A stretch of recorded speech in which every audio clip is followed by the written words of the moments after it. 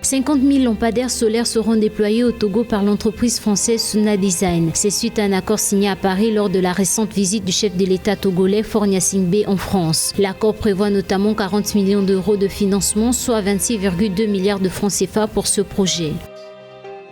Comme à chaque ramadan au Nigeria, les prix des denrées alimentaires connaissent une augmentation. En effet, les commerçants profitent de la forte demande des produits pour gonfler les prix. Le Bureau national des statistiques révèle qu'en 12 ans, les prix de la nourriture n'ont jamais été aussi élevés. Au Gabon, l'État a alloué la somme de 166 milliards de francs CFA pour la construction et la réhabilitation des centres de formation professionnelle et des lycées professionnels et techniques. Ce programme s'inscrit dans le cadre des efforts fournis par le gouvernement gabonais afin de garantir l'adéquation entre l'offre de formation et les besoins d'emploi.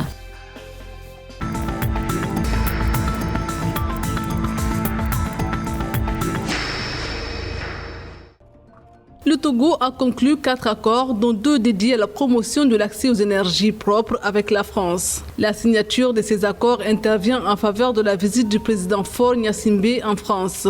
Le pays s'engage donc à travers la société Suna Design de déployer 50 000 lampadaires solaires au Togo avec un financement de 40 millions d'euros, soit 26,2 milliards de francs CFA. Voilà, donc je pense que c'est une initiative qui est belle, qui va permettre au Togo, qui est actuellement en train d'amorcer une phase importante de son développement économique, donc de pouvoir faire face donc à la demande de pointe qui est en progression croissante. Et bien entendu, cela va permettre donc au pays de pouvoir consolider donc ses fondamentaux et amorcer une croissance économique soutenue. Merci. Outre cet engagement financier, le secteur énergétique togolais qui mobilise de plus en plus d'investissements va bénéficier de l'appui de l'Agence française de développement qui s'engage à injecter 75 millions d'euros, soit environ 49 milliards de francs CFA, dans le projet Percute pour électrifier 50 localités. Le Togo est signataire de la convention, la COP 21. Donc depuis certaines dispositions doivent être prises par les pays pour produire une énergie qui est propre. Il vient donc jouer sa contribution au mix énergétique du Togo. Ça fait partie des enjeux stratégiques. Et également, d'autres enjeux liés également à la baisse des coûts. Ça fait partie de la stratégie de bon nombre de pays donc de pouvoir faciliter l'accès de leur population à l'énergie. Notons qu'à l'horizon 2030, le Togo ambitionne de rendre accessible l'énergie à toute sa population et de relever à 50% la part de renouvelables dans son bouquet énergétique.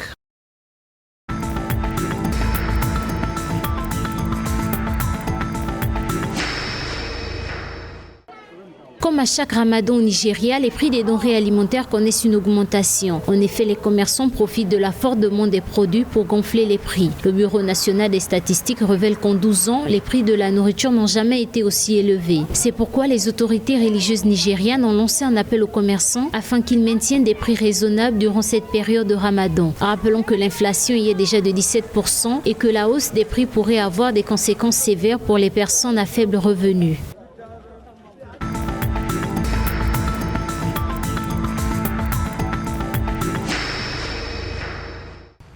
Au Gabon, l'État a injecté la somme de 166 milliards de francs CFA dans la construction et la réhabilitation des centres de formation professionnelle et des lycées professionnels et techniques. Cette donation a pour but de former la jeunesse gabonaise aux métiers porteurs d'emploi en adéquation avec le plan de relance de l'économie. C'est ce qu'a révélé Madeleine Baird, ministre de la formation professionnelle, dans une interview parue le 13 avril 2021 dans le quotidien local L'Union. Ce programme s'appuie sur 3 financements extérieurs, à savoir Exim Bank, Chine, la Banque mondiale et enfin la Banque africaine de développement. La livraison de ces ouvrages sera progressivement opérationnelle sur l'année 2021.